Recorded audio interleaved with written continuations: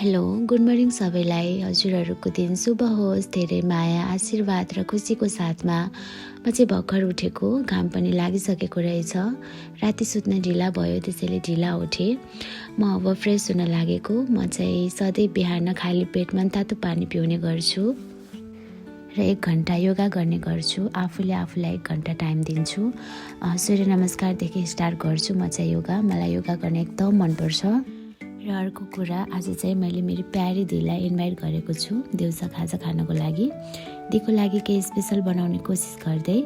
यो खाजाको नाम चाहिँ बटुक भनिन्छ हाम्रो पश्चिमतिर। मैले चाहिँ हिजो नै मटर भिजाएर राखिसकेको थिएँ। अब यसलाई मैले राम्रोसँग सफा गरेर यसको बोक्रा निकालिदिन्छु र यसलाई मिक्सरमा राम्रोसँग पिसिदिन्छु। खास यसलाई सिलौटोमा पिसिने गरिन्छ, तर मैले चाहिँ मिक्सरमा पिसिदिएँ। यो चाहिँ पिसेर रेडी भइसक्यो। अब यसलाई मैले 30 मिनट 45 मिनट जति छोपेर राखिदिन्छु र अरू कामहरू गर्दै गर्छु। मैले यसलाई 45 मिनट जति राखिसकेको थिएँ। अब कराईमा तेल तताउँदैछु मैले। अब चाहिँ बनाउन रेडी गर्छु। दिदी पनि आउँदै हुनुहुन्छ होला, सायद लचुदी होला। म चाहिँ दिदीको लागि ढोका खोल्न गएँ। ला, दिदीलाई धेरै नै चुनाव लागेछ। म चाहिँ बटुक रेडी गर्दै फ्राई गर्दैछु।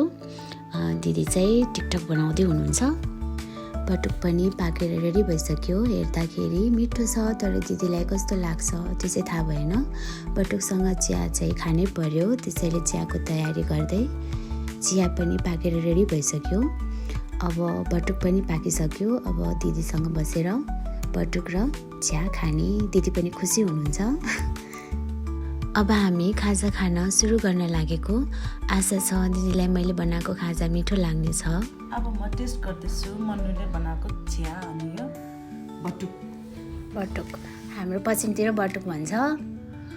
कस्तो भयो? दिदीलाई चाहिँ मैले बनाएको खाजा मिठो लाग्यो भन्नुभयो। त्यसको लागि म धेरै खुसी छु र दिदीलाई चुनाव लागेको छ र हामीले दुवैजना मिलेर, दिदीबहिनी मिलेर चुनावको प्रचार गर्दै टिकटक बनाउँदै रमाइलो गऱ्यौँ। दिदीबहिनी मिलेर टिकटक पनि बनायौँ, रमाइलो पनि गऱ्यौँ। अनि लास्टमा मैले दिदीलाई लस्सी पनि बनाइदिएको थिएँ। प्र्याक्टिस गरेपछि थके लागेर अनि यसो स्मुदी खा। रमाइलो गऱ्यौँ, टिकटक बनायौँ, खाजा खायौँ मिठो मिठो। अब साँझ पर्न लागिसक्यो। दिदी पनि घर जान थाल्नुभयो।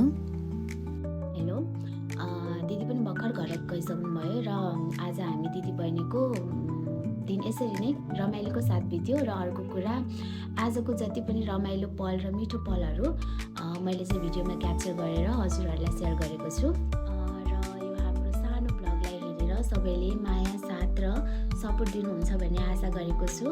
र अन्तिममा स्पेसली मेरो प्यारी लचुदीलाई धेरै धेरै मनैदेखि धेरै माया र धेरै धन्यवाद। दिदीसँग केही मिठा पलहरू, रमाइलो पलहरू यादगार गराउने मौका पाएँ र त्यसको लागि म धेरै खुसी छु, एकदमै मनैदेखि नै। र मेरो सानो ब्लग भिडियोलाई हेरेर माया, साथ, सपोर्ट गरिदिनु होला। सबैलाई शुभरात्रि, नमस्ते।